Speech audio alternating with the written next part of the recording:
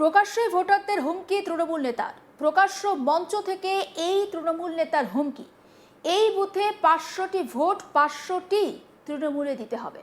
যদি একটিও ভোট অন্য কোথাও পড়ে তাহলে ভোটের পর লক্ষ্মীর ভাণ্ডার বন্ধ করে দেওয়া হবে, আর তার দায় বাবলু থাকবে না।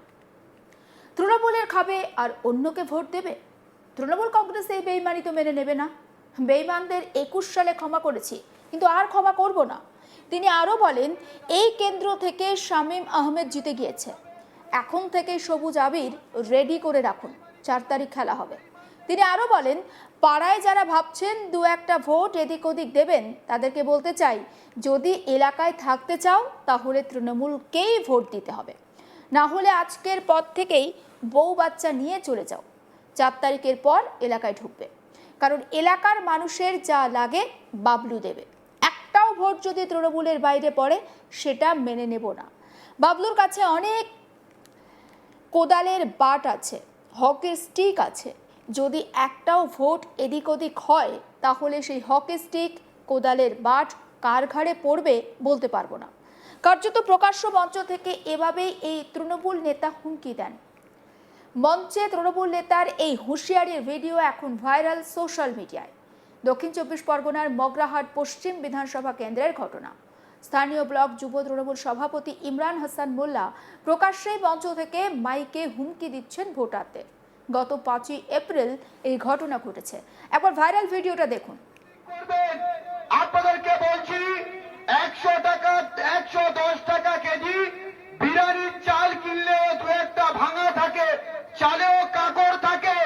এই পাড়ায় দু একটা কাকড় আছে, তাদেরকে বলে গেলাম, যদি তৃণমূল কংগ্রেস করতে চাও এলাকায় থাকো, না তো আজকের পর থেকে বউ বাচ্চা নিয়ে এলাকার বাইরে চলে যাও। 4 তারিখের পরে ঘরে ঢুকবে, আমরা আর ক্ষমা করব না। কারণ যতগুলো ঘর লাগে বাবলু দেবে, যত মানুষের চক্কর লাগে বাবলু দেবে। তৃণমূল কংগ্রেসের বাইরে যদি একটা ভোট অন্য দলে পড়েছে, আমরা কিন্তু কাউকে ছেড়ে কথা বলবো না। এটা আপনাদেরকে মাথায় রাখতে হবে। কারণ মানুষকে একবার ক্ষমা করা যায়, দুবার ক্ষমা করা যায়, 3বার কিন্তু আর ক্ষমা করা যায় না। কারণ বাবলুর কাছে অনেক হকি স্টিক আছে, কোদালের এলবি আছে। কার ভাগ্যে পড়বে তখন কিন্তু আমরা কাউকে কিছু করতে পারবো না। তাই অনুরোধ করে গেলাম, পাড়ায় গিয়ে চুপি চুপি বলবেন। আপনাদেরকে বলে গেলাম, এই পাড়ায় যতজন বাবলুর বিরোধী আছে প্রত্যেকের মোবাইলে কার সাথে কি কথা বলছে সব আমাদের কাছে রেকর্ড হচ্ছে। তাই সাবধান হয়ে যান। যদি পারেন আজকের পরে বাবলুর কাছে গিয়ে বলুন যে, দাদা তোমার সাথে তৃণমূল কংগ্রেস করবো, 700টা ভোট 700টা তৃণমূল পড়বে। প্রয়োজনে বাবলু যদি বলে ভোট দিয়ে ছবি তুলে দেখাতে হবে, তবেই আমরা বিশ্বাস করব আপনি তৃণমূল কংগ্রেসকে ভোট দিয়েছেন। তাই সকলের সুস্থ স্বাভাবিক দীর্ঘ জীবন কামনা করে আগামী দিনে এই বাবলুর বুথ থেকে 700 তৃণমূল পাবে। একটা যদি অন্য জায়গায় পড়েছে তার ঔষধ বাবলু দেবে, এটা আপনাদেরকে বলে গেলাম। তাই সকলে ভালো থাকবেন, সুস্থ থাকবেন, এবং আমাদের যে সমস্ত মায়েরা আছেন আপনাদের কাছে অনুরোধ করব, আপনারা প্রতিটা বাড়িতে বাড়িতে মমতাজ বেগমকে নিয়ে যাবেন। পঞ্চায়েত ভোটে যখন মমতাজ প্রার্থী হয়েছিল, এই সামনে রাস্তায় আমি ওকে প্রচারে নিয়ে গিয়েছিলাম। সেই রাস্তাটা আমরা ঢালাই করে দিয়েছি। কেউ বলতে পারবে না যে এই বুথে কাজ হয়নি। তাহলে কন্যাশ্রী দেবে দিদি, আজকে সবুজ সাথী দেবে দিদি, লক্ষ্মী ভান্ডার দেবে দিদি, বিনা পয়সায় রেশনের চাল দেবে দিদি, ICDS এ বিনা পয়সায় খাবার দেবে দিদি, প্রাইমারি দেবে দিদি। আর ভোটের বেলায় দিদির বিরুদ্ধে, এটা কিন্তু আমরা কোনোভাবে আর মানব না।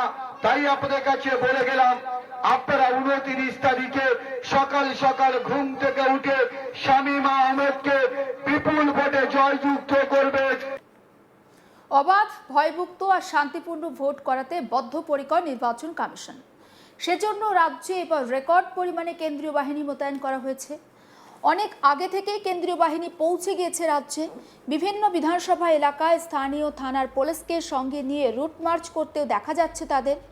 কিন্তু তারই মাঝে এভাবে তৃণমূল নেতার এই হুঁশিয়ারির ভিডিও সামনে আসায় বড় সড়ো অস্বস্তি বেড়েছে ঘাসফুল শিবিরে। আর এই গোটা বিষয়টা নিয়ে আমার কলিগ প্রসেনজিৎ সাহা তার রিপোর্টে কি তুলে ধরছেন, আসুন দেখায়। বিধানসভা নির্বাচন যত এগিয়ে আসছে ততই রাজনীতির পারদ চড়ছে সারা বঙ্গ জুড়ে। আর সেই রাজনীতির পারদ এবার দক্ষিণ 24 পরগনার ডায়মন্ড হারবার লোকসভা কেন্দ্রের অন্তর্গত মগরাহাট পশ্চিম বিধানসভা কেন্দ্রেও যথেষ্ট পরিমাণে চড়েছে। সেখানে তৃণমূল প্রার্থী শামীম আহমেদের সপক্ষে নির্বাচনী প্রচারে গিয়ে কার্যত ভোটারদেরকেই হুমকি দিলেন তৃণমূলের যুব নেতা ইমরান হাসান মোল্লা। সেখানে এই কেন্দ্রের তৃণমূল প্রার্থী শামীম আহমেদের সমর্থনে প্রচারে এসেছিলেন এই মগরাহাট পশ্চিম বিধানসভা কেন্দ্রের যুব তৃণমূল নেতা ইমরান হাসান। সেখানে মঞ্চ থেকে বক্তব্য রাখতে গিয়ে তিনি প্রকাশ্যেই কার্যত তৃণমূল কংগ্রেস প্রার্থীকে ভোট না দিলে এলাকার ভোটারদের বিরুদ্ধে ব্যবস্থা গ্রহণ করা হবে বলেও তিনি হুঁশিয়ারি দেন। এদিকে শামীম আহমেদকে ভোট না দিলে কার্যত ভোটের পরে হকি স্টিক কোদালের বার দিয়ে পেটানো হবে, এমনটাও হুঁশিয়ারি দেন তিনি।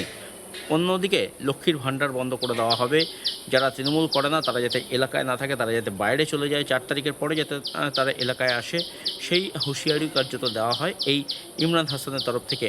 অন্যদিকে ইমরান হাসান আরও হুঁশিয়ারি দিয়েছেন যে গত 2021-এর নির্বাচনে বা 2024-এর লোকসভা নির্বাচনেও এলাকার বেশ কিছু মানুষ কার্যত এই তৃণমূলের বিরুদ্ধে গিয়ে তারা ভোট দিয়েছিলেন, কিন্তু সেটা সহ্য করে নেওয়া হয়েছে। বারবার এই অন্যায়, এই অপরাধ সহ্য করা হবে না, আর সেই কারণেই তৃণমূলকে ভোট দিতেই হবে। এলাকার যে 500টি ভোট আছে নির্দিষ্ট এই বুথে, সেই সবকটি ভোটই কার্যত তৃণমূল কংগ্রেসকে দিতে হবে, আর তা যদি না দেওয়া হয় তাহলে কিন্তু যথাযথ ব্যবস্থা গ্রহণ করা হবে বলেও হুঁশিয়ারি দেন এই শামীম আহমেদের সপক্ষে নির্বাচনী প্রচারে আসা ইমরান হাসান মোল্লা। সব মিলিয়ে গোটা ঘটনাকে কেন্দ্র করে এলাকায় যথেষ্ট রাজনীতির পরে চলে যাচ্ছে। বিরোধীরা এ নিয়ে সরব হয়েছেন ইতিমধ্যেই।